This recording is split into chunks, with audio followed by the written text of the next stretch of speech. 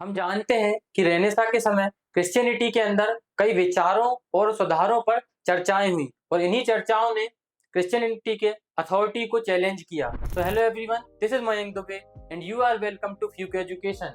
तो आज हम लोग पढ़ने वाले हैं class 11th history chapter 5 changing cultural traditions.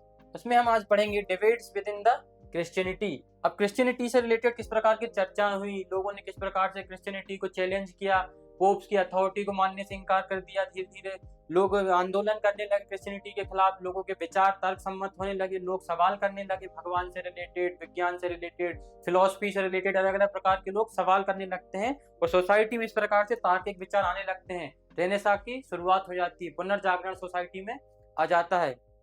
लोग इस प्रकार से सवाल करते हैं और चर्चाएं करते हैं क्रिश्चियनिटी से। लोग कुछ लोग पुरानी क्रिश्चियनिटी के पुराने व्यू को मानते थे, पुराने विचारों को भी सपोर्ट करते थे, कुछ लोग नए विचारों का समर्थन कर रहे थे।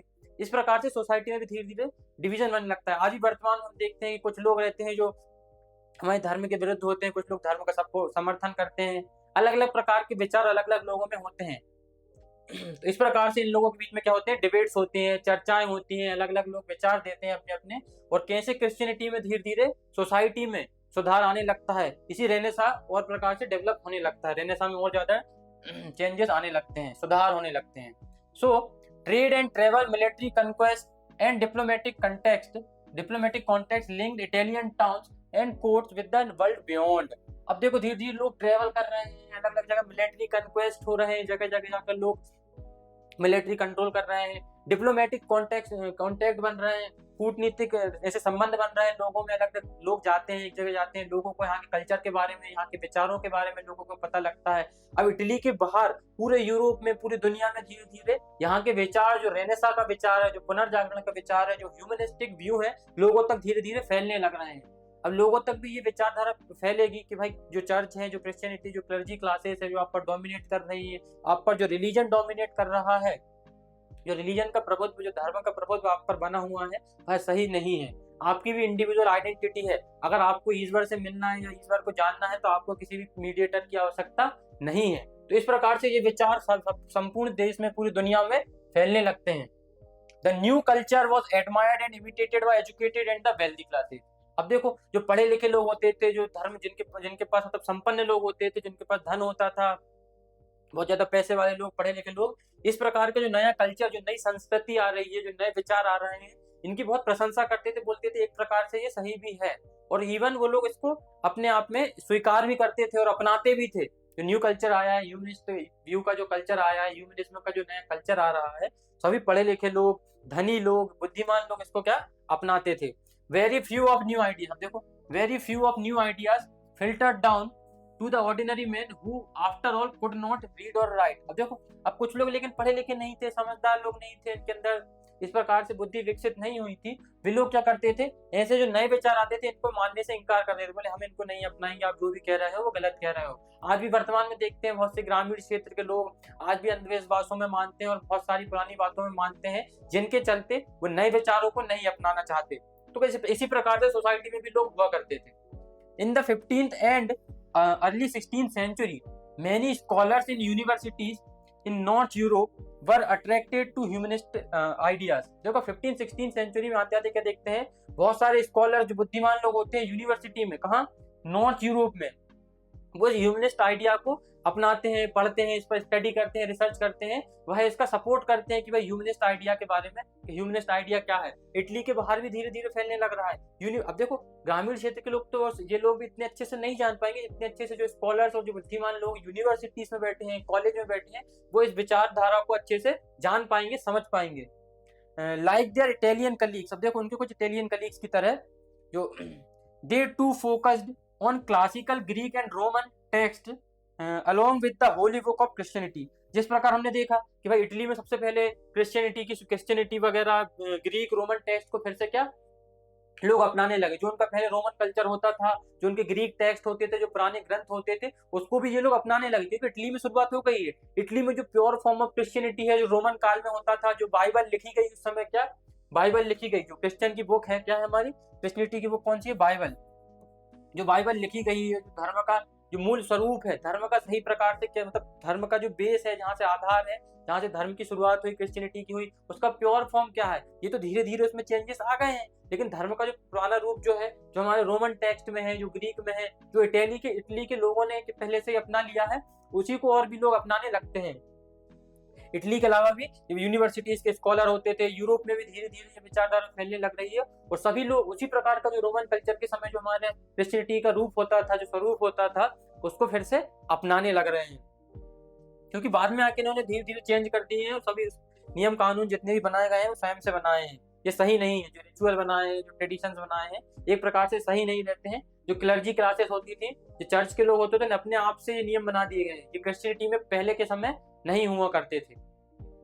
बट अनलाइक इटली, देखो unlike Italy where professional scholars dominated the humanist movement in north Europe, humanism attracted many members of the church. देखो हमने क्या देखा कि इटली में क्या होते थे, जो स्कॉलर्स लोग होते थे वही ह्यूमनिस्ट विचारधारा को फैला रहे हैं, वही ह्यूमनिस्ट मूवमेंट को चला रहे हैं, मानवतावादी आंदोलन चला रहे हैं। कौन? इटली में लोग चला रहे हैं, बुद्धिमान लोग चला रहे हैं।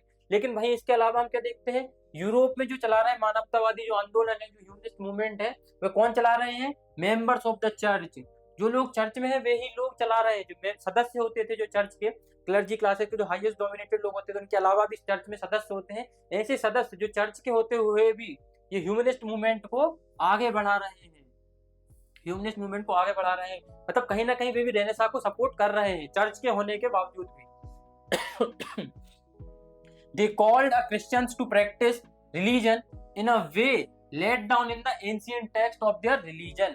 वह जब बोलते थे जो प्राचीन ग्रंथ हमारे दिए गए हैं ना, और उनमें जो पूरे जो उसका जो सही पवित्र रूप से जो उसका मूल स्वरूप है, जो हमारे प्राचीन ग्रंथ हैं, जो हमारे बाइबल है, क्रिश्चियनिटी का जो हमारा ग्रंथ है, उसमें जो नियम कानून या जितनी भी बातें लिखी गई हैं जो मूल स्वरूप में, उनको हमको पालन करना चाहिए। जो हमारे मीडिएटर बैठे हैं, जो प्रीस्ट बैठे हैं, क्लर्जी क्लासेस के जो फादर बैठे हैं, जो जीसस जितने भी लोग बैठे हैं, हमको इनको नहीं मानना चाहिए, बल्कि हमको एंशिएंट टेक्स्ट है उनको पढ़ना चाहिए, और उसमें जो बातें लिखी गई हैं उनका पालन करना चाहिए। ऐसी बातें बोलते हैं। डिस्कार्डिंग अननेसेसरी रिचुअल्स, जो अननेसेसरी रिचुअल्स बनाए हैं, परंपराएं बने, इनको डिस्कार्ड कर देना चाहिए, इनको नहीं अपनाना चाहिए। Which they condemned as latter additions to simpler religion. और अब बोलते हैं कि भाई उनकी आलोचना करते हैं, बोले रिचुअल बनाए हैं, बोले इनकी आलोचना करते हैं वो लोग, बोलते हैं इनको हमको नहीं बिल्कुल अपनाना चाहिए जो रिचुअल्स वगैरह है, बल्कि हमको हमारे जो एंशिएंट टेक्स्ट थे उनके अंदर जो बातें लिखी गई है, उसके अंदर जिस प्रकार के नियम कानून या जो बात बताई गई है कि हमको हमको धर्म का पालन किस प्रकार करना चाहिए, उनको मानना चाहिए। जो हमारा सिंपल फॉर्म ऑफ रिलीजन है, जो हमारा पहले बनाया गया था, उसको ही हमको अपनाना चाहिए। There's was radically new view of human beings as free and rational agents. अब देखो जो नई विचारधारा है, रेडिकल विचारधारा है कि भाई जो लोग मतलब सोसाइटी में चेंज चाहते हैं, human being as free and rational, व्यक्ति स्वतंत्र है और अपने डिसीजन खुद ले सकता है, उसको किसी की आवश्यकता नहीं है। व्यक्ति स्वतंत्र है और अपने डिसीजन खुद ले सकता है। सोसाइटी में ये भी एक तरह से विचारधारा आने लगी, रेडिकल जो आने लगे, लोग अब सुधार बदलाव चाह रहे हैं, सुधार चाह रहे हैं सोसाइटी में। लेटर फिलोसोफर्स, अब देखो कुछ बाद में फिलोसोफर्स आते हैं, philosophers were to return to this and over and again. फिलोसोफर बार बार इन्हीं बातों को दोहराते हैं, लोगों तक अपने विचारों को फैलाते हैं। Inspired by the belief in a distant God who created man. वो क्या बोलते हैं कि जो भगवान है, जो बहुत दूर जो भगवान बैठा हुआ है हमारे ब्रह्मांड में, उसने इंसान को बनाया है, बट अलाउड हिम, उसने इंसान को बनाया है बट उसको यह भी अलाउ किया है कि वो कंप्लीटली फ्री रह सके, उसकी खुद की लाइफ को अपने हिसाब से जी सके।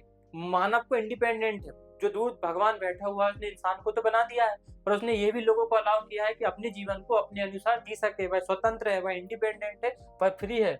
He can live his life freely in pursuit of happiness। और वह अपने हिसाब से सुख की तलाश, आनंद की तलाश स्वयं से कर सकता है, अभी और यहीं पर, उसको अभी और यहीं पर। इसलिए उसने मानव को बनाया। आप इसे डराएंगे कि भाई आपको इसके बाद वाले जीवन में इस प्रकार से अगर आप पाप करोगे तो ऐसा आपको मिलने, आपके कर्म के अनुसार आपको इस प्रकार से पाप मिलेगा, इस प्रकार की आपको बाद में नरक में भेज दिया जाएगा। इस प्रकार की बातें कुछ उनको बता दी जाती है कि इस प्रकार से कुछ नहीं है। जो यहाँ है व्यक्ति को स्वतंत्र रहने के लिए, अपने अधिकारों के लिए, अपने स्वतंत्र रहने के लिए लोगों भगवान ने बनाया है। सो क्रिश्चियन ह्यूमनिस्ट, देखो ह्यूमनिस्ट आते हैं कुछ क्रिश्चियनिटी के ह्यूमनिस्ट आते हैं, जैसे कि Thomas More in England and Erasmus आते हैं। थॉमस मोरे आते हैं कहाँ पे? हमारे इंग्लैंड में, और इरेस्मस आते हैं कहाँ पर, हमारे हॉलैंड में। ये ह्यूमनिस्ट होते हैं, Christian humanist. Felt that church had become an institution marked by greed, extorting money at will from ordinary people. अब देखो, थॉमस मोरे और इरेस्मस क्या बोलते हैं कि भाई चर्च एक प्रकार से भ्रष्ट हो चुके हैं, करप्ट हो चुके हैं चर्च। इनको बस लोगों से चाहिए पैसा, इनको लोगों से क्या चाहिए, पैसे चाहिए, पैसे ऐंठने के लिए बैठे हैं, आपसे पैसे एक्सटॉर्ट करने के लिए बैठे हैं जितने भी चर्च हैं। अब इस लालची हो गए हैं, कोई भी चर्च अब ईमानदार नहीं रहे हैं, वो आप लोगों के लिए कुछ नहीं करना चाहते, उनको बस आपसे चाहिए क्या, पैसा चाहिए, टैक्स चाहिए और बस। और आपका क्या कर रहे हैं, शोषण कर रहे हैं एक प्रकार से। कौन बोलते हैं, थॉमस मोरे और इरेस्मस। ये हमारे कौन होते हैं, ह्यूमनिस्ट विचारक होते हैं। One of the favourite methods of the clergy, देखो एक मेथड अपनाते हैं, one of the favourite methods of the clergy was to sell indulgence. Intelligence क्या होते हैं, एक प्रकार से क्षमा पत्र होते हैं कि भाई आपसे कोई गलती हो गई है, आपने कोई पाप कर दिया है, और हम आपको अगर ये इंटेलिजेंस लेटर है, इंटेलिजेंस डॉक्यूमेंट अगर ये दे देते हैं तो आपके द्वारा किए गए जितने भी पाप है सबके सब क्या, आप पाप से मुक्त हो जाओगे।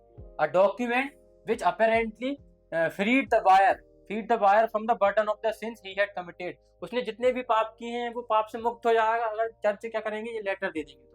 तो इस प्रकार की कुछ बातें चलती थी, इस प्रकार के कुछ नियम बनाए। देखो चर्च में जो क्लर्जी क्लासेस के फादर होते थे, चर्च में आपके द्वारा कोई भी पाप कर दिया गया है और आप अगर ये लेटर खरीद लेते हैं पैसे देकर, क्या देकर, पैसे देकर अगर लेटर खरीद लेते हैं, लेटर ऑफ इंटेलिजेंस, क्या लेटर ऑफ इंटेलिजेंस, इसको क्या बोलते हैं, एक प्रकार से बोले तो क्षमा पत्र होता था भाई। इसमें आके वो अपने आप को कन्फेस करेगा कि मुझसे ये पाप हो गया है, तो उनको ये डॉक्यूमेंट दे दिया जाएगा और जितने भी उन्होंने पाप किए वो सभी पाप से मुक्त हो जाएंगे। कुछ इस प्रकार की मेथड चलती थी।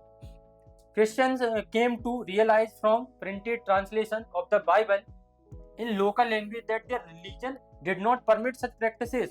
कुछ इस प्रकार की बाद में लोगों ने, जब हमने देखा प्रिंट कल्चर आ गया था, धीरे धीरे बाइबल छपने लगी थी और लोगों तक जब वो बाइबल पहुंची, जो क्रिश्चियनिटी के बाइबल का जो मूल स्वरूप है वो लोगों तक पहुंचा, उसने उसको पढ़ा, लोगों ने, जब स्कॉलर्स ने पढ़ा, साधारण लोगों ने पढ़ा, विद्वानों तक जब उसके थॉट्स आए तो लोगों ने कहा इस प्रकार की परंपरा जो है क्षमा पत्र की हमारी सोसाइटी में तो एग्जिस्ट नहीं करती, क्रिश्चियनिटी तो इस प्रकार की बातों को सपोर्ट नहीं करता, आप ये इस प्रकार के प्रैक्टिसेस बता रहे हो एक प्रकार से सही नहीं है। वो इनके अगेंस्ट बात करते हैं, बोले आप जो क्षमा पत्र दे रहे हो, बोलते हो भगवान पाप मुक्त हो जाएंगे अगर क्षमा पत्र प्राप्त कर लेंगे, तो इस प्रकार की बातें क्रिश्चियनिटी में दी ही नहीं गई है, क्योंकि लोगों ने अब क्या पढ़ ली है, बाइबल पढ़ ली है, प्रिंटेड बाइबल आने लगी, लोगों तक पहुंच गई है, लोग अपने धर्म को जानने लगे, समझने लगे और बोल रहे हैं कि आप लोग हमको क्या बना रहे हो, एक तरह से मूर्ख बना रहे हो। तो लोग सवाल करने लगे, लोगों के विचार नहीं हो गए, लोग अब सवाल करने लगे हैं। आप कोई भी बिना तर्क की बात, अगर बिना फैक्ट की बात बोलोगे तो कोई भी व्यक्ति कैसे सुनेगा। In almost every part of the Europe, अब देखो पूरे यूरोप में क्या होने लगा है, peasants begin to rebel against the taxes imposed by the church. जो चर्च ने टैक्स लगाए हैं किसानों पर, पीजेंट्री क्लासेस जो चर्च टैक्स लेता था, तो उन लोगों ने क्या कर दिया, उनके खिलाफ आंदोलन कर दिया, विद्रोह कर दिया, चर्च के खिलाफ क्या कर दिया, पीजेंट्स ने विद्रोह कर दिया। While the common folk resented the extortion of the churchmen, Prince found their interference in work of the state irritating। देखो जो राजा राजकुमार होते थे उनको भी लगा कि चर्च एक प्रकार से डोमिनेट हो रहा है, चर्च ने हमारे राजा राजकुमार की पावर को भी एक प्रकार से कम कर दिया गया है। साधारण लोग होते थे वह भी चर्च की बातों को नहीं मानते थे, अब सबके सब लोग धीरे धीरे चर्च के अगेंस्ट होने लगे हैं। किसान विद्रोह कर रहे हैं, नॉर्मल लोग विद्रोह कर रहे हैं, राजा भी अब हस्तक्षेप नहीं करते, बोले तुमको जो दिखाए तुमको जो दिखाए करो, हमें कोई भी तुम्हारी बातों में हस्तक्षेप नहीं करना है, क्योंकि तुम हमसे भी ज्यादा सुप्रीम हो रहे हो क्लर्जी क्लासेस के, चर्च हमसे भी ज्यादा डोमिनेट हो रहा है। तो वह भी इस बात से संतुष्ट नहीं थे। They were pleased when the humanists pointed out that clergy's claim, देखो उन्होंने और क्या बोला, ह्यूमनिस्ट लोगों ने क्या बोला, क्लर्जी क्लासेस क्या क्लेम करती हैं, जुडिशियल पावर, फिस्कल पावर, जितनी भी आर्थिक शक्तियां, न्यायिक शक्तियां, बोले आपके द्वारा कोई भी अगर मान लो समस्या आ गई आपके पास, तो हमारे पास हम करेंगे न्याय। कौन करेंगे न्याय, क्लर्जी क्लासेस, चर्च आपका न्याय करेगा। चर्च जितनी भी आर्थिक शक्तियां सब चर्च के पास है, सारा पैसा जो टैक्स है, सोसाइटी मेंटेनेंस जितना करना, सब पूरी की पूरी पावर किसके पास रहेगी, इकोनॉमिक पावर चर्च के पास रहेगी। लेकिन ये पावर चर्च को दी किसने, ये पावर चर्च को दी किसने थी, judicial power, economic power, fiscal power church के पास कैसे आई। It has been originated from a document, एक डॉक्यूमेंट से ओरिजिनेट हुई, एक डॉक्यूमेंट, एक पत्र था जिससे इनके पास ये प्राप्त हुई सारी की सारी शक्तियां, किसके पास, चर्च के पास। और पत्र का नाम क्या था, donation of the Constantine, donation of the Constantine, supposed to have been issued by the Constantine the first Christian Roman emperor. जो फर्स्ट क्रिश्चियन रोमन एम्परर था, कौन, जिसने क्रिश्चियनिटी को अपनाया था, पहला रोमन एम्परर था जो क्या नाम है उसका, कॉन्स्टेंटाइन था, उन्होंने डोनेशन ऑफ कॉन्स्टेंटाइन नाम का एक क्या डॉक्यूमेंट निकाला था, एक प्रकार के दस्तावेज निकाला था, पत्र निकाला था। उस पत्र में इनको क्या दे दी गई, चर्च को जुडिशियल और फिस्कल पावर दे दी गई। उसी के आधार पे क्या क्लेम करते हैं कि जुडिशियल पावर और फिस्कल पावर किसके पास रहेगी, चर्च के पास रहेगी। न्याय तुम्हारा कौन करेगा, चर्च करेगा। सभी के पूरा का पूरा टैक्स जो मिलेगा वो कौन कलेक्ट करेगा, हम लोग टैक्स कलेक्ट करेंगे। किससे करेंगे, पीजेंट से। लेकिन पीजेंट तो विद्रोह कर चुके हैं, कोई हम नहीं देंगे, हम चर्च, हम समझ गए हैं। इस प्रकार के कोई भी पत्र आपने जो दिया है, ह्यूमनिस्ट स्कॉलर क्या बोलते हैं, humanist scholar were able two point out that this was not genuine. भाई आप जो बोल रहे हो सत्य नहीं है, जेन्युइन नहीं है। And had been forged later, एक प्रकार से नकली है, जाली पत्र है। जिस प्रकार से ऐसा कोई भी पत्र कॉन्स्टेंटाइन ने नहीं दिया है, और आप इस पत्र के आधार पर हमसे टैक्स कलेक्ट कर रहे हो, हमारे मामलों में हस्तक्षेप कर रहे हो, हमें न्याय दिला रहे हो, कुछ इस प्रकार की पावर तुमको नहीं दी गई है। एक प्रकार से ये फोर्ड लेटर है ना, जाली है, नकली है। हम इसकी बातों को, आपकी बातों को नहीं मानते हैं। इन 1570, अब देखो 1570 में क्या होता है, young German monk called Martin Luther, एक जर्मन मॉन्क आते हैं, एक सन्यासी आते हैं जर्मनी से, उनका नाम क्या होता है, Martin Luther.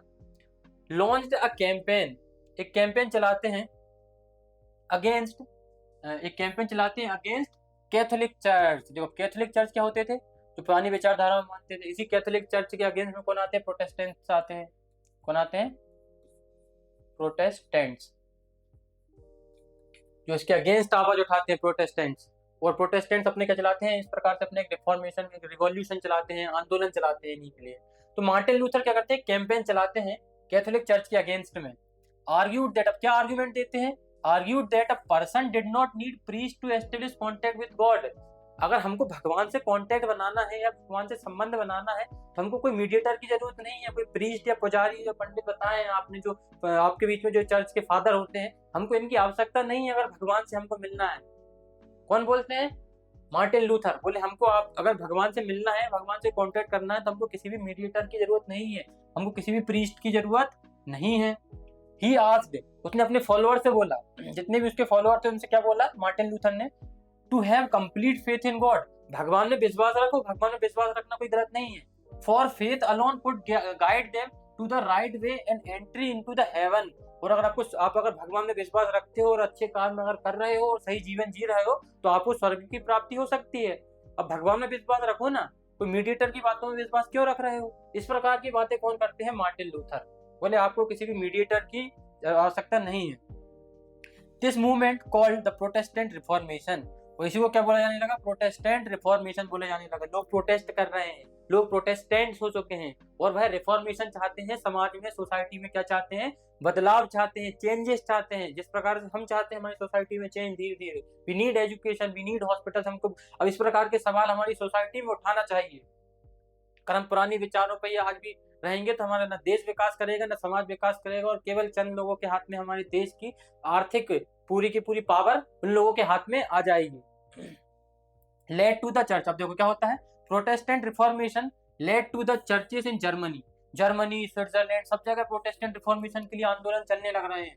Breaking their connection with the Pope and the Catholic church, Catholic church और जो पोप होते थे, जो सुप्रीम लीडर, रिचुअल लीडर होता था, जो उनका जो चर्च में बैठता था, उसको पोप बोला जाता था। क्या बोला जाता था, पोप बोला जाता था। इनसे अब सब लोगों ने अपने कनेक्शन हटा लिए हैं। अब कोई इनको सपोर्ट नहीं करेगा, कोई इनको समर्थन नहीं देगा, क्योंकि अब एक मूवमेंट चलने लग रहा है, प्रोटेस्टेंट रिफॉर्मेशन। अब हमको चाहिए सुधार हमारी सोसाइटी में। पूरे स्विट्जरलैंड, जर्मनी और धीरे धीरे ये पूरे के पूरे यूरोप में फैलने लगता है, और इसी को बोलते हैं क्या, पुनर्जागरण। अब लोग जागृत हो चुके हैं, लोगों की सोच में विकास हो चुका है। इन स्विट्जरलैंड, अब देखो स्विट्जरलैंड में क्या होता है, लूथर्स आइडिया वर पॉपुलराइज्ड बाय अल्रिच ज़्विंगली। कौन, अल्रिच ज़्विंगली करते हैं, कौन, अल्रिच ज़्विंगली क्या करते हैं, स्विट्जरलैंड में इन्हीं विचारों को फैलाते हैं। And later by Jean Calvin, और जीन कैल्विन क्या करते हैं, जीन कैल्विन उसके बाद अल्रिच ज़्विंगली के बाद जीन कैल्विन जो आते हैं स्विट्जरलैंड में, फिर उनके बाद वह कमान संभालते हैं और इन विचारों को फैलाते हैं। स्विट्जरलैंड, स्पेन और जर्मनी, इस प्रकार से सभी क्षेत्रों में क्या फैलने लगते हैं, ये विचारधारा फैलने लगती है। बोले आपको किसी भी प्रकार से मीडिएटर की जरूरत नहीं है, आपको अगर भगवान से मिलना है तो भगवान में विश्वास रखिए और अच्छे कर्म कीजिए केवल, और आप स्वर्ग की प्राप्ति कर सकते हैं। देखो बैक्ड बाय मर्चेंट्स, अब बहुत से व्यापारी वर्ग के लोग थे क्या करते हैं, इसको सपोर्ट करने लगते हैं। The reformers had greater popular appeal in towns, जो शहर होते थे, छोटे छोटे कस्बे होते थे, वहां पर रिफॉर्मर्स को सपोर्ट मिलने लगा। जो सुधारक तो हुआ करते थे, समाज सुधारक, इनको सपोर्ट मिलने लगा, लोगों का समर्थन मिलने लगा, जो व्यापारी वर्ग का समर्थन मिलने लगा, क्योंकि भाई इन लोगों से भी टैक्स कहीं ना कहीं लेते थे वो लोग, तो व्यापारी वर्ग इनका समर्थन करने लगे रिफॉर्मिस्ट का। और शहरों में भी रिफॉर्मिस्ट को बहुत ज्यादा सपोर्ट मिलने लगा। While in rural areas the Catholic church managed to retain their its influence, परंतु रूरल एरियाज में भी आज कैथोलिक चर्च थे, उनका ही इन्फ्लुएंस, उनका ही डोमिनेंस बना हुआ था, क्योंकि रूरल सोसाइटी में लोग इतने एजुकेटेड नहीं होते एक प्रकार से, ना उनकी मेंटल एबिलिटी उतनी डेवलप्ड होती है एक प्रकार से, क्योंकि वह वही पुराने विचारों को अपने जीवन में अपनाना चाहते हैं, वह नई चीजों को अपनाना नहीं चाहते, नई विचारधारा को आत्मसात नहीं करना चाहते, इसलिए वहां पर डोमिनेट कौन करते हैं? चर्च डोमिनेट करते हैं, ये कैथोलिक चर्च डोमिनेट करते हैं रूरल एरियाज में। परंतु शहरों में जहाँ लोग विकसित हो चुके हैं, लोगों के विचार तर्क सम्मत हो चुके हैं, वहां पर लोग इन रिफॉर्मिस्ट को सपोर्ट करते हैं। अदर जर्मन रिफॉर्मर्स, देखो और सुधारक आते हैं, समाज सुधारक आते हैं कहाँ के? जर्मनी में। एना बैप्टिस्ट, कौन आते हैं? एना बैप्टिस्ट आते हैं। वर इवन मोर रेडिकल, ये बहुत ज्यादा रेडिकल होते हैं भाई, इनको तुरंत के तुरंत चाहिए बदलाव। सोसाइटी में क्या चाहिए इनको? सोसाइटी में जितनी जल्दी हो सके हमको बदलाव चाहिए, परिवर्तन चाहिए। They blended the idea of salvation with the end of all forms of social operation. उन्होंने कहा भाई आपको मोक्ष की प्राप्ति करनी है तो सोसाइटी के जितने भी हम पर सामाजिक जितना भी दबाव है, अगर इससे हम मुक्त हो जाएंगे तो हम मोक्ष प्राप्त कर लेंगे। उन्होंने ये नए प्रकार का आइडिया दिया। भाई सोसाइटी में जो हम लोगों को दबाया जा रहा है, पीजेंट्स और जो मिडिल क्लास या लोअर क्लास लोगों को दबाया जा रहा है, जो चर्च है, जो हमारे क्लर्जी क्लासेस के लोग हैं, जो किंग है, जो हम पर डोमिनेट कर रहे हैं, इन लोगों से हमको मुक्त कर दिया जाए, मतलब हमको मोक्ष की प्राप्ति हो गई। इस प्रकार के आइडिया को पॉपुलराइज करते हैं कौन? Anabaptist. They said that since God had created all people equal, वो क्या बोलते हैं कि भाई भगवान ने सभी लोगों को एक समान बनाया है, ईश्वर ने हर मनुष्य को एक समान बनाया है। They were not expected to pay tax and had the right to choose their priest। भाई उनको जरूरी थोड़ी कि भाई आपको टैक्स पे करें, हम आपको ही टैक्स पे करें या आपको ही हमारा गुरु चुने। हम अपने हमारे अनुसार हमारे गुरु को चुन सकते हैं, हमारे प्रीस्ट को हमारे अनुसार चुन सकते हैं। भगवान ने सबको इक्वल बनाया है और केवल हम ही टैक्स क्यों पे करें? इस प्रकार की बातें करते हैं। This appeal the peasant operation by feudalism, this appeal to peasant oppressed by feudalism. ऐसे लोग जो फ्यूडलिज्म का विचार चल रहा है, फ्यूडलिज्म जो हमारे 3 सोसाइटी में डिवीजन कर दी गए हैं कि भाई सबसे ऊपर रहेंगे क्लर्जी क्लासेस, प्रीस्ट, चर्च और किंग सबसे ऊपर रहेंगे, फिर नोबिलिटी क्लासेस रहेंगे और बाकी जितने भी लोग हैं वो पीजेंट्री क्लास में आएंगे, थर्ड ऑर्डर में आएंगे। इस प्रकार का चल रहा था। तो इस प्रकार से बहुत से लोग परेशान थे। उन्हीं लोगों को बताया गया कि भाई आप सब लोग इक्वल हो, आप सब इक्वल हो, आपको टैक्स देने की कोई जरूरत नहीं है, आप अपने अनुसार जिसको अपना गुरु चाहे उसको बना सकते हैं। इस प्रकार के विचार इन लोगों में धीरे धीरे पॉपुलराइज होने लगे एना बैप्टिस्ट के द्वारा। सोसाइटी में धीरे धीरे चेंज आने लगे, लोग अपने डिसीजन खुद से लेने लगे, लोग अपनी लाइफ का इंपॉर्टेंस समझने लगे कि भाई आपके पास भी अपने क्या स्वयं के राइट्स होते हैं। गॉड मेड एवरीवन इक्वल, भगवान ने सबको एक समान बनाया है और हर व्यक्ति के अपने जीवन में जीवन जीने की स्वतंत्रता होती है, राइट टू लिव फ्रीली। अब हमारे आते हैं कौन? विलियम टेंडल आते हैं। एन इंग्लिश लूथरन, मतलब इंग्लिश लूथरन आते हैं जो तो मार्टिन लूथर की विचारधारा से कहीं ना कहीं प्रभावित थे। Who translated the Bible into English, इन्होंने क्या किया? बाइबल को इंग्लिश में ट्रांसलेट किया, क्योंकि बाइबल पहले इंग्लिश में ट्रांसलेटेड नहीं थी। मैक्सिमम लोग इंग्लिश को जानते थे, तो 1506 में क्या होता है, इंग्लिश में ट्रांसलेट करते हैं ताकि ज्यादा से ज्यादा लोग बाइबल को पढ़ सकें, क्योंकि बाइबल को पढ़ेंगे तभी तो उनको पता लगेगा कि उनकी धर्म में सही बातें क्या है। इसी प्रकार हम देखते हैं कि हमारे धर्म में भी, जैसे हिंदू धर्म में देखते हैं कि भाई उनके उपनिषदों को अगर पढ़ें, वेदों को अगर पढ़ें, तो कुछ उस प्रकार से उनको सही जानकारी प्राप्त होगी कि उनका धर्म का मूल स्वरूप क्या है, उनका धर्म किस प्रकार से कहता है। और यह बात केवल हिंदू धर्म, क्रिश्चियन धर्म या उनमें नहीं, आप मुस्लिम धर्म में भी जाएंगे तो मुस्लिम धर्म में भी उनका जो मूल स्वरूप है मुस्लिम धर्म का, वह कहीं ना कहीं लोगों में आजकल देखने को नहीं मिलता है। अगर उसके मुस्लिम धर्म में भी जाएं, हम हिंदू धर्म में भी जाएं, तो उनके जो ग्रंथ हैं उनको अगर व्यक्ति स्वयं से ही खुद से पढ़े तो उनको उनके विषय में सारी जानकारी प्राप्त हो सकती है, उनको धर्म को समझा जा सकता है। तो विलियम टिंडल आते हैं, इंग्लिश लूथर मैन, वो बाइबल को इंग्लिश में ट्रांसलेट करते हैं 1506 में। डिफेंडेड द प्रोटेस्टेंटिज्म को सपोर्ट करते हुए क्या बोलते हैं? In this way we all agree to drive you from knowledge of the scriptures. लोगों ने क्या किया भाई, आपको जो चर्च है, क्लर्जी क्लासेस के लोग, उन्होंने आपको इन स्क्रिप्चर, इन ग्रंथों को कभी पढ़ने नहीं दिया, इन ग्रंथों को आप तक पहुंचने ही नहीं दिया। And that ye shall not have the text thereof in the mother tongue, और ना ही इन ग्रंथों को आपकी मदर टंग में लिखने दिया, ना ही इन ग्रंथों को आप तक पहुंचने दिया नॉर्मल लोगों तक। वो ऐसा बोलते हैं कौन? विलियम टिंडल। बोले आप तक लोगों, क्लर्जी क्लासेस के जो लोग हैं, जो चर्च के लोग हैं, उन्होंने आप तक ग्रंथों को पहुंचने नहीं दिए, जो आपके धर्म के धार्मिक ग्रंथ हैं उनको साधारण लोगों तक, ऑर्डिनरी मैन तक पहुंचने ही नहीं दिया, और ना ही इन ग्रंथों को मदर टंग में कहीं भी आपको समझाया गया। And to keep the world still in the darkness, और संसार को अंधकार में रखा गया इसी प्रकार से। To the interest they might sit in the conscience of the people through vain superstition, ताकि लोगों पर अंधविश्वास बनाया जा सके, तो अपनी फॉल्स डॉक्ट्राइन दे दी लोगों को, भाई अपनी अलग अलग मन से ही नीति बना दी गई ताकि उनका भला हो सके, उनके स्वार्थ की बात हो सके। To satisfy their proud ambition and insatiable covetousness, ज्यादा से ज्यादा धर्म संपदा अर्जित करने की उनका जो मन है, मतलब ज्यादा से ज्यादा उनको अगर धन संपदा चाहिए, इसी लोगों को वो एक प्रकार से क्या बना रहे हैं, मूर्ख बना रहे हैं। लोगों को अपने धर्म को समझने नहीं दिया जा रहा है, अपने ग्रंथों को पढ़ने नहीं दिया जा रहा है। अगर ग्रंथों को पढ़ लेंगे तो इनका भला फिर किस प्रकार होगा, लोग समझदार हो जाएंगे। And to exalt their own honour above the king, और अपने आप को किंग से भी सुप्रीम बताते हैं, एम्परर से भी सुप्रीम बताते हैं यही लोग ये। एंड एबव गॉड हिमसेल्फ, और अपने आप को राजा से ऊपर ही बताते हैं, और अपने आप को कई बार क्या होता है, भगवान से भी ऊपर अपने आप को बताते हैं, क्योंकि आपने ग्रंथ को सही तरीके से पढ़ा नहीं। बोलते हैं कि ग्रंथ में इस प्रकार लिखा है कि जो आपके चर्च हैं, जो पोप हैं, जो चर्च के हेड है, वो भगवान से भी ऊपर है, भगवान के समान है, राजा इनके नीचे होता है, कुछ इस प्रकार की बातें वो बताते थे।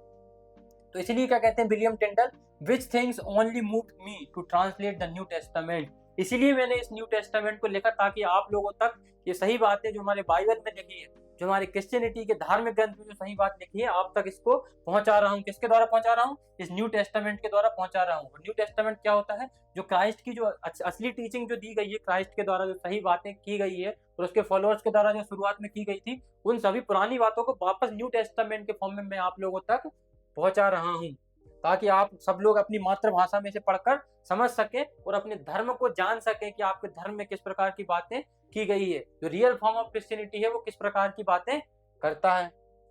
पहले तो लोग जान ही नहीं रहे थे, क्योंकि प्रिंटेड कल्चर हमारे सोसाइटी में पॉपुलर नहीं था। फिर बाद में बाइबल को ट्रांसलेट किया गया और भी उसके ज्यादा से ज्यादा प्रिंट्स निकाले गए, और सोसाइटी में अलग अलग क्षेत्रों में पूरे यूरोप में धीरे धीरे सर्कुलेट होने लगे, और लोगों को उनके रियल फॉर्म ऑफ क्रिश्चियनिटी के बारे में जानकारी प्राप्त हुई। तो लूथर डिड नॉट सपोर्ट, अब देखो क्या होता है, Luther did not support the radicalism. जो रेडिकलिज्म आ रहा था कि भाई लोग सोचते थे कि भाई तुरंत हमें बदलाव चाहिए। इसी प्रकार आप अपने भारत में देखेंगे कि बहुत से हमने देखा कुछ लोग ऐसे थे कि जो हमारी सोसाइटी में तुरंत चेंजेस चाहते थे, परंतु महात्मा गांधी के बारे में देखें कि वो कहीं ना कहीं ब्रिटिश के साथ समर्थन करते हुए भी सोसाइटी में धीरे धीरे चेंजेस चाहते थे। तो कुछ इसी प्रकार से हमारे कौन थे, लूथर थे। वो रेडिकलिज्म को सपोर्ट नहीं करते थे, भाई आपको तुरंत के तुरंत सभी बदलाव चाहिए। इस चक्कर में बहुत से लोगों का नुकसान होता था, और ये बहुत हमारी सोसाइटी में हुआ। कुछ आंदोलन अगर जो बहुत ही ज्यादा मतलब आंदोलन बहुत ज्यादा तरीके से अहिंसा रखते हुए विद्रोह कर रहे हैं, तो वहां लोगों की बहुत सी मृत्यु हुई है। जैसा कि हम देखते हैं भारत में चौरा चौरी कांड हुआ था, वहां पर लोगों ने बहुत प्रकार से विद्रोह कर दिया, पुलिस स्टेशन को जला दिया। अगर Mahatma Gandhi non cooperation movement को कॉल ऑफ नहीं करते तो उन लोगों को ब्रिटिश सरकार के द्वारा मार दिया जाता, इसलिए उस मूवमेंट को महात्मा गांधी कॉल ऑफ कर देते हैं। इसी वजह से महात्मा गांधी की बाद में आलोचना की जाती है कि महात्मा गांधी ने मूवमेंट को कॉल ऑफ क्यों कर दिया। अगर कॉल ऑफ नहीं करते तो बहुत से लोगों की मृत्यु होती, उन लोगों की मृत्यु ना हो उनको बचाने के लिए महात्मा गांधी ने नॉन कॉपरेशन मूवमेंट को कॉल ऑफ कर दिया था। तो इसी प्रकार से कौन हमारे लूथर भी चाहते हैं कि भाई आप समाज में, सोसाइटी में या आपके देश में आप बदलाव चाहते हैं, आप आपकी जो जितने भी चेंजेस चाहते हैं उनके लिए आपको इतने रेडिकल और एकदम से पूरा का पूरा परिवर्तन नहीं ला सकते। आप धीरे धीरे सोसाइटी में लाएंगे, सरकार का समर्थन करते हुए भी लाएंगे। तो कुछ इसी प्रकार से लूथर ने भी इन रेडिकलिज्म के विचार को सपोर्ट नहीं किया। He called upon German rulers, German ruler जो शासक होते थे, क्योंकि अगर देखो वो किसान का सपोर्ट करेंगे तो कहीं ना कहीं फिर राजा वगैरह उनसे क्या हो जाएंगे, असंतुष्ट हो जाएंगे, और किसानों को बाद में बहुत मारा जाएगा, और ये हुआ पहले आंदोलन हुए। तो कुछ इसी प्रकार से इन्होंने क्या सपोर्ट किया, लूथर ने किसको, जर्मन रूलर्स को सपोर्ट किया, ताकि उनको अपने फेवर में रख सके और सोसाइटी में फिर चेंज ला सके। इसी प्रकार से हमारी सोसाइटी में इंडियन नेशनल कांग्रेस आए, हमारे कुछ बहुत बड़े बड़े जो नेता हुए, उन लोगों ने अंग्रेज सरकार के साथ मिलकर सामंजस्य बनाकर हमारे देश को आजादी दिलाई एक प्रकार से। अगर कुछ उसी प्रकार से हमारे एक्सट्रीमिस्ट हुआ करते थे, बाल गंगाधर तिलक, लाल बहादुर शास्त्री, भगत सिंह, उनका भी उद्देश्य केवल स्वतंत्रता पाना ही था, परंतु वह स्वतंत्रता ज्यादा जल्दी से जल्दी पहले चाहते थे, और उनके कुछ हिंसक प्रवृत्ति के कुछ कार्य मतलब करना चाहते थे, हिंसा से अपने देश को आजाद कराना चाहते थे। लेकिन महात्मा गांधी और कुछ इस प्रकार के जो लोग होते थे जो इंडियन नेशनल कांग्रेस में हुए हैं, ये लोग अहिंसा से अपने देश को आजाद करवाना चाहते थे ताकि लोगों की मृत्यु ना हो। तो कुछ इसी प्रकार से लूथर ने भी यही किया कि जर्मन रूलर्स का सपोर्ट लिया to suppress the peasants rebellion. इस पीजेंट रिवेलियन को सप्रेस करने के लिए रूलर से कहा कि भाई रिवेलियन को सप्रेस कर दिया जाए, विच दे डिड इन 1525। 1525 में रिवेलियन किया गया था, तो रूलर्स का सपोर्ट लिया, लूथर ने बोला इस रिवेलियन को सप्रेस कर दिया जाए। बट रेडिकलिज्म सर्वाइव्ड, पर फिर भी रेडिकल लोग मानने को तैयार ही नहीं, बोले हमको तो चाहिए हमारे अधिकार। And merged with the resistance of Protestants in France, जितने भी प्रोटेस्टेंट लोग होते थे, इन लोगों के साथ कौन रेडिकल लोग भी मर्ज हो जाते हैं। अब दोनों मर्ज हो गए हैं, और जो कौन लोग होते हैं रेडिकल लोग, who persecuted by the Catholic rulers, जिन कैथोलिक रूलर्स ने जिन लोगों को बहुत परेशान किया है पहले, इन रेडिकल लोगों को, इन प्रोटेस्टेंट लोगों को कैथोलिक रूलर्स ने बहुत परेशान किया है। तो लेकिन रेडिकलिज्म फिर से आ गया है, और रेडिकल्स लोग, जो प्रोटेस्टेंट्स लोग होते हैं, वो क्या बोलते हैं, start claiming the right of the people to remove an oppressive ruler and to choose some of their own liking. बोले हमारे जो शासक हैं, जो हम पर शासन कर रहे हैं, भले ही वो राजा हो या क्लर्जी क्लासेस के जो चर्च हो, जो हम पर कंट्रोल कर रहे हैं, जो हमारे देश का प्रशासन चला रहे हैं, और उसे हमारी मर्जी का होना चाहिए। क्या होना चाहिए, हमारी मर्जी का होना चाहिए, हमारी पसंद से होना चाहिए, हमारी मर्जी के बिना नहीं होना चाहिए, क्योंकि हम पे ऑपरेसिव रूल कर रहे हैं, हम पर दबाव बनाते हैं, अपने हिसाब से नियंत्रण करते हैं। हमको इस प्रकार के राजा या इस प्रकार का कोई चर्च नहीं चाहिए, हमको हमारी पसंद से चाहिए हमारे देश में चलाने वाली सरकार। इवेंचुअली इन फ्रांस, अब फ्रांस में क्या होता है, as in many other parts of the Europe, the Catholic church allowed Protestants to worship as they choose. अब देखो कुछ प्रोटेस्टेंट्स को कहीं कहीं के चर्चेस में राइट्स मिलने लगा, इतने विद्रोह चल रहा है, आंदोलन चल रहे हैं, तो कहीं ना कहीं कैथोलिक चर्च जो पुराने उस विचारों पर चलते थे, उन्होंने प्रोटेस्टेंट को अलाउ कर दिया। क्या अलाउ कर दिया कि भाई अपनी मर्जी से जैसे चाहे उस प्रकार से वो भगवान की वर्शिप कर सकते हैं, भगवान की पूरा पूजा आराधना कर सकते हैं, अपने जीसस क्राइस्ट को पूज सकते हैं, और उन्होंने उन पर कहीं ना कहीं दबाव नहीं बनाए। इन इंग्लैंड, तो इंग्लैंड में क्या होता है, the rulers ended the connection with the pope. England में पोप से कनेक्शन तोड़ लिया, भाई अब डायरेक्ट हमारा कनेक्शन किससे होगा, गॉड से होगा, अब पोप हमारे बीच में कहीं भी नहीं आएगा। कहाँ ऐसा हुआ, इंग्लैंड में। The king queen was from then onwards the head of the church। तो जो राजा और जो रानी हुआ करते थे, वही कहीं ना कहीं चर्च के क्या बन जाते हैं, हेड बन जाते हैं। बोले चर्च पर किसका कंट्रोल रहेगा, राजा रानी का। अब कोई भी पोप बीच में नहीं आएगा। जो पोप पहले चर्च वगैरह टैक्स कलेक्ट करते थे, वह बीच में नहीं आएंगे, हम टैक्स देंगे सरकार को, मतलब राजा को, राजा हमारे लिए समाज सोसाइटी को चलाएगा, कुछ इस प्रकार से, जिस प्रकार आज वर्तमान में भारत सरकार चला रही है, तो राजा वही है। The Catholic Church itself did not escape the impact of these ideas। देखो कैथोलिक चर्च ने कहीं ना कहीं इन आइडिया को अपनाया, पर अपने पुराने विचारों को कहीं ना कहीं जाने नहीं दिया। And began to reform itself.